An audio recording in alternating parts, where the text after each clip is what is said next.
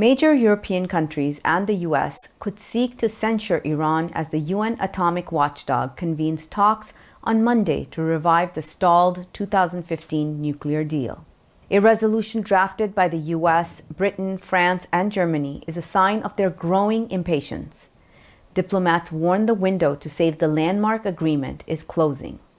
The International Atomic Energy Agency's Board of Governors meets through Friday in Vienna.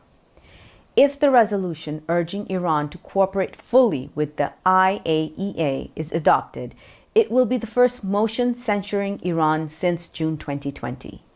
Talks to revive the accord started in April 2021 with the aim of bringing the US back into the deal, lifting sanctions and getting Iran to scale back its nuclear program. To discuss the future of the Iran nuclear deal, let's go to Edward Ahmed Mitchell. Over to you, Edward. Thank you, Henna. And now we move to an important discussion about an international issue that has been dragging on for years, and that is the Iran nuclear deal. Many of you may recall that President Obama and European powers reached an agreement with Iran years ago to limit their nuclear energy program in exchange for relief from sanctions.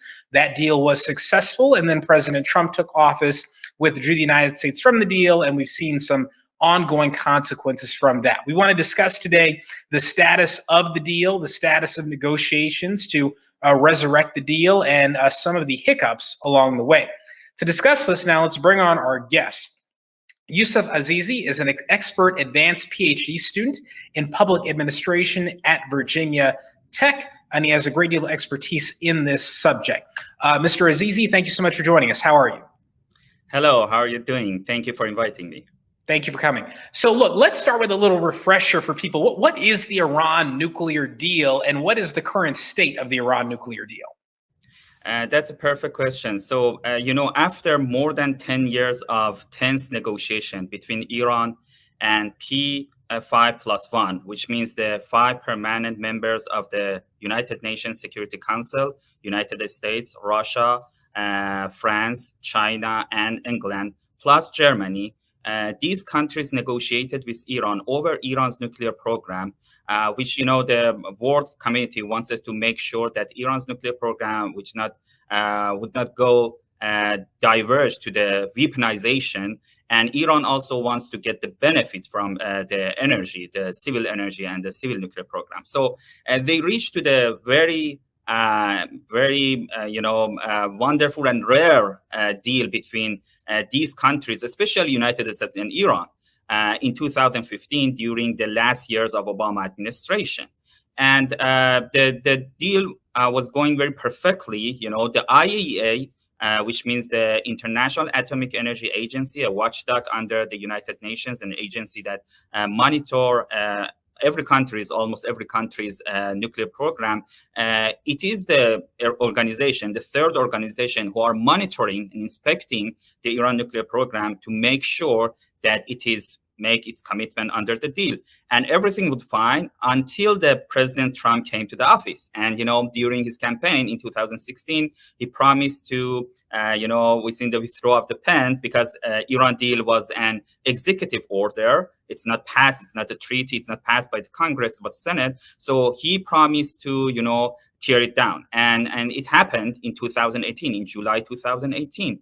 And after 1 year, Iranian officials said, okay, we are gradually, step by step, reduce our commitment to the deal. And, after years, Iran also make significant improvement and advancement in nuclear energy, something that under the deal should be take place in, next 20 years. And Iranian right now doing 60% enrichment uranium. They use the advanced centrifuge, and they, spread the whole technology in wide places in Iran, and make it very difficult for Biden administration to easily come back to the table. And the final point here is that the Biden administration and Biden himself, during his campaign in 2020, he promised to come back to the deal and bring back United States to the deal as soon as possible. But unfortunately, 1 hour and 3 4 months after he took the office, still the negotiation happened. And so where do we stand right now? What are the holdups that are preventing the United States and Iran in particular from reaching a new deal? Yeah, so Iranian has some requests, and it seems that it's a logical request, because they said that we want some guarantee from United States or the whole international community that the next president of the United States or the next administration, they are not coming out again. And when we all back to the commitment under the deal, we curb our advancement in centrifuge, we reduce our enrichment, we, get rid of all these stuff that we produce right now. But on the other hand, we wanted to make sure that the deal would be, commitment would be committed by United States in the long term, in the next 10, 20 years. So this is one of the questions that Iranian has. And unfortunately, the Biden administration said, okay, because it is not treaty, because the Congress has very a strong and bold position against Iran, so we cannot make it as a treaty with Iran. So any administration, next administration, has the capacity to, withdraw from this executive order.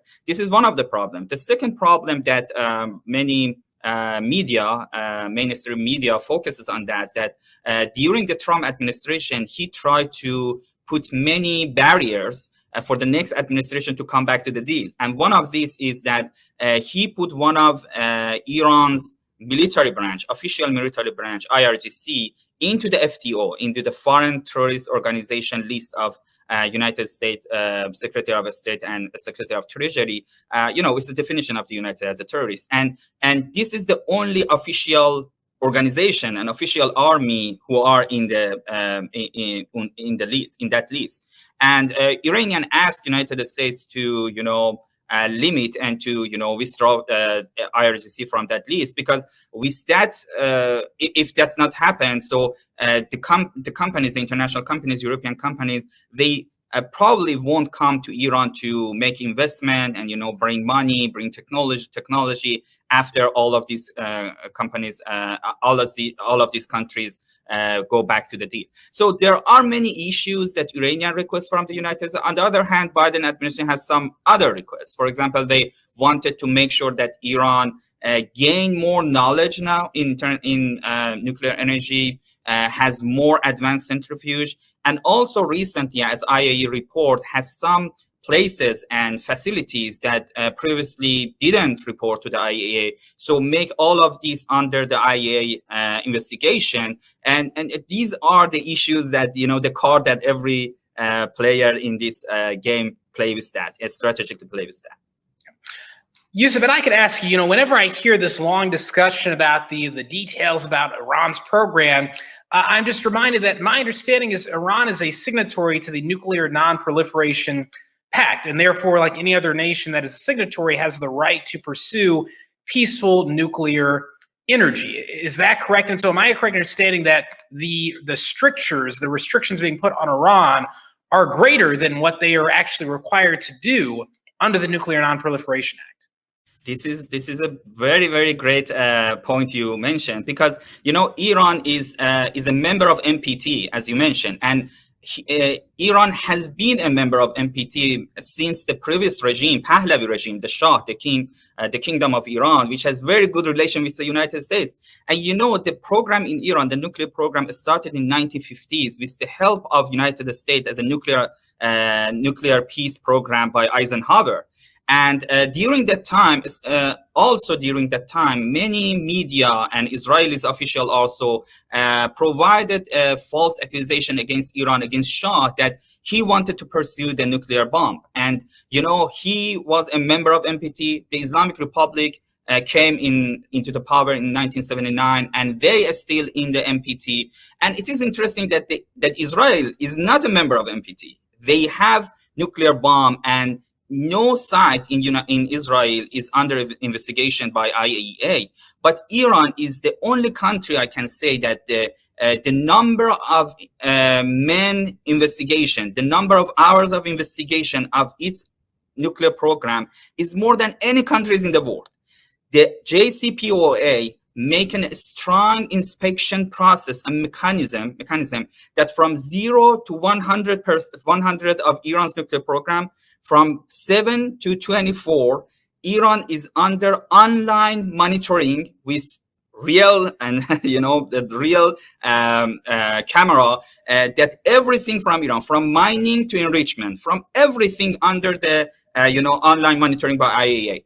And I heard from experts that the JCPOA is a role model of the countries who wanted to make commitment that they are not pursuing a nuclear bomb. They wanted to have nuclear energy. But on the other hand, as you know, 3 years ago, I think Benjamin Netanyahu, Bibi Netanyahu, he provided some document in the TV that we grabbed and took out from Iran some documents about Iran nuclear energy, that they do some activities without the knowledge of IAEA. And this is the base of current and recent investigation and discussion about Iran nuclear program. Iran said, okay, we are completely fine to that IAEA come and investigate those 3 sites. They wanted to make sure there is no extra extra activity by Iran, but it should be under the complete pack of reviving and restoring JCPOA, because we wanted that JCPOA restored. Everyone put its commitment. We receive our economic benefit from that, and on the other hand, then we let the international inspector to come to the to the Iran and investigate everything they wanted. Well, it's a great irony, would seem. Some people might note that the Israeli government has spent decades saying that Iran is months away from a nuclear weapon, and yet that has not come to pass. And it seems, based on what you're describing, it would be impossible for them to get a nuclear weapon without someone noticing it well in advance. So, final question: where do you see this going from here? It sounds like there's just a level of stubbornness in the negotiations. Where do you see this going from now? You can't see the future, obviously, but what would be your expectation? This is a good question. And, we are in the election year of the United States, the midterm election. And it is very important for Biden administration to unite the Democrats on many aspects, many issues. And there is no controversy. There is no, counter argument by some member of Democrats in Congress who are funded and who are getting funds from Israeli lobby in the United States for this year's election. So my guess is that the Biden administration wouldn't compromise on the element of this negotiation until the November this year. Probably next year, we hope that there is some kind of compromise by both sides, the Iran and United States, to reach a deal, because, there is no alternative of that. There is no military solution for that.